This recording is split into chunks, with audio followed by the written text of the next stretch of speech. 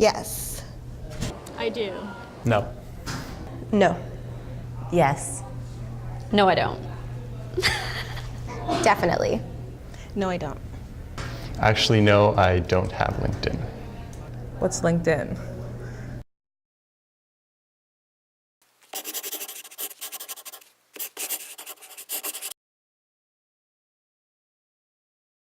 Hold on a sec. Am I looking at you or looking at the camera? You? Okay. Yeah, my name is Maiwa. I actually don't have a LinkedIn profile. I have a Facebook and Twitter, as well as Instagram. So those are my social media accounts that I have. Okay, so I'm Amanda. I think that if you know what LinkedIn is designed for, then you can have a great presence on it. If you don't know what LinkedIn's designed for, you're not going to have the same kind of experience on it. I wouldn't say if I use LinkedIn for more of the job purpose. I use it more to keep connected with professionals that I've connected with in the past. I find it handy because they are able to write reviews for you and kind of give you those reference letters, and you're able to use those to better your resume in the future. As far as social media helping me achieve jobs and things, I don't think I've seen any benefits for work so far. I am Sarah Davis.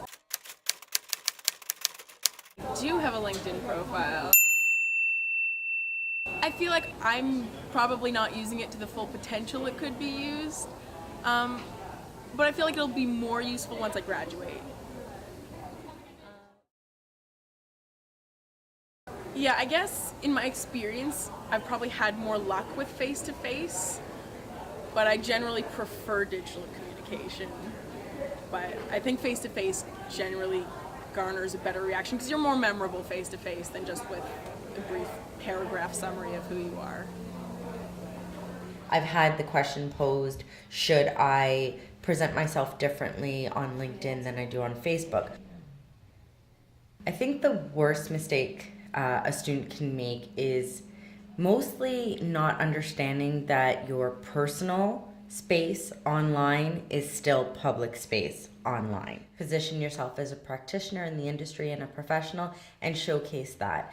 And even if it's not for the purposes of while you're job seeking, who's to say that you don't secure a job, have a job, and then all of a sudden a colleague sees something because they add you to Facebook and you accept them and they see something that you'd rather they hadn't have seen, and you never know, right? Your past can always come back to bite you, so remember that.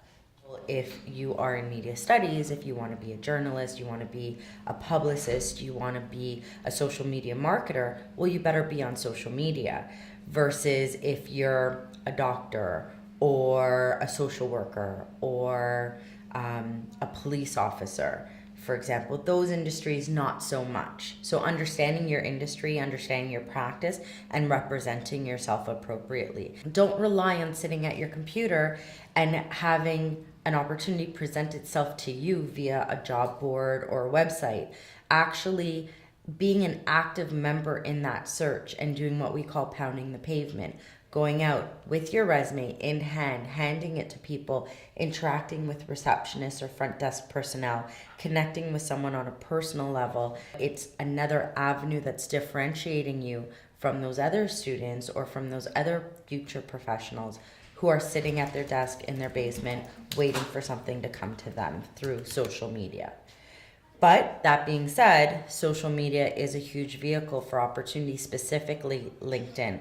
A lot of people recruit through LinkedIn nowadays, so it shouldn't be overlooked by any means. LinkedIn has different features now like images and projects, and you can list some of the courses you've done, sharing content through LinkedIn, commenting on different things, updating your status on a daily basis.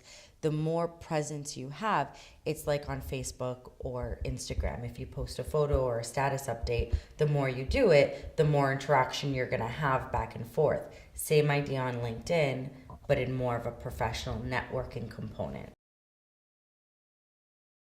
Having to watch myself on social media because employers are checking it out and things like that is kind of overwhelming. I feel that way. I feel like it's a lot of work. I feel like it loses the point of having the social media in the first place, or why I got it in the first place. So for me, I have social media to keep in touch with my friends and to have fun and all that. But then when it becomes more of a business thing, and that's probably why I don't have LinkedIn, it's just because it's kind of too official or too professional for me. It's not so much of the fun that I love to enjoy from social media. So yeah, from my perspective, I feel like, yeah, it's not what I really want it to be in terms of having to make a face for employers and things like that.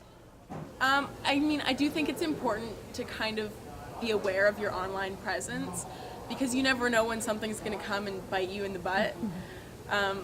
Generally, when I'm posting things online, I feel like if my mother or my grandmother read this, would I feel terrible about it? And if the answer is yes, I usually don't post it.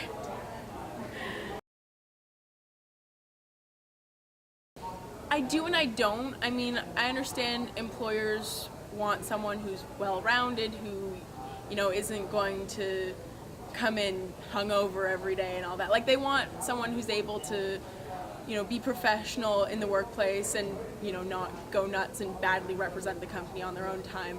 But at the same time, I feel like when you're off the clock, you're off the clock. So, I mean, I understand both sides of it. I wouldn't. That's a difficult question to answer. I think they have a right to. They're not violating any rights by doing so, but at the same time, I kind of think that it's important to remember that when people are in university, they are going to make mistakes. They are going to do things that aren't the brightest. Personally, I have my Facebook down on pretty much lock and key, but there's a lot of people who don't understand the privacy settings, and Facebook changes so frequently and doesn't tell you that they're changing. You need to keep checking and making sure.